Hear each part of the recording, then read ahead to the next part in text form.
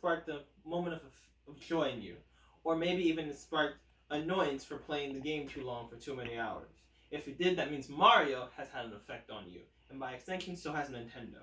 Nintendo is a vast video game company, and that's where I would like to talk about video games and their effects on us.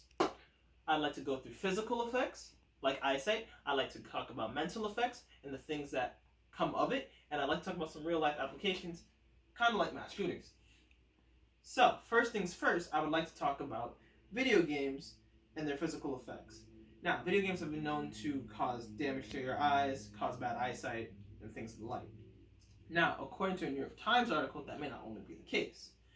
Dr. Daphne Mara was interviewed on her experiment for people with cataracts. She took a first-person shooter like Medal of Honor and had people play the game over 3 to 4 weeks to see how it would affect their eyes. Over that time, it showed that people with cataracts had an improvement in their eyesight. And that I find interesting because it shows a contrast between how badly video games affect your eyes, but also how they can also help you in the end too. Next thing I'd like to point out is mental effects. I'd like to start off by a piece from Jack Hollandale and Tobias Grenemeyer. They focused on how video games affected levels of aggression. They took four things. They took neutral games, they took online games, they took violent games, and they took offline games. They took this all together and put in little sessions of games. At the end of these sessions, they noticed that each variation had some increase of violence. But the worst case of all was violent online video games. So those people online with you while playing violent things cause a massive spike in your aggression. And aggression isn't good for us as people, especially when you need to make good decisions or just be having a happy life. It's not the best thing for us. So I find that to be very difficult. Now, one of the more better parts of this, or positive lights, would be Dr. Sharon Porter's experiment. Over the span of 2015 to 2017, she took a college campus and had them play a game that would affect how they looked at sexual violence. Now, by the end of this experiment, after 4 specific phases, she noticed that it reduced sexual violence on campus, but maybe not the way you'd expect.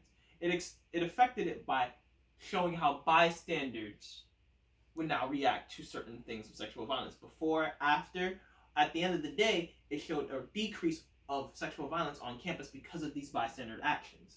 Now, between these two things, there are 2 different mental effects. One's completely and utterly negative, while the other has a way of showing like a form of simulation of improving yourself. Now, my last topic would be real-life implications. This would be how politicians think that video games cause mass shootings. And as Dr. Ferguson himself said, the correlation between video games and mass shootings is the same as suicide with bananas. It's non-existent. It's so small, in fact, that every Supreme Court, including a Supreme Court judge himself, and Antonin Scalia, had noticed that video games don't have an effect on us the way we think. They don't cause us to act aggressively. And this is the same reasoning that most Supreme Court judges use over the span of time that's led to a complete 100% against cases of video games causing mass shootings. I just find this interesting in an overall sense because it shows that games aren't exactly causing people to act aggressively. But people who already act aggressively, that's a completely different ballpark. Now, for my closing statement, I would like to talk about just how video games have caused an effect on people. They show the physical effects in your eyesight. They show the mental effects over someone choosing a simulation or someone going for just the games that we have currently. And lastly, the real world has decided that games have an effect on mass shootings, or maybe they don't.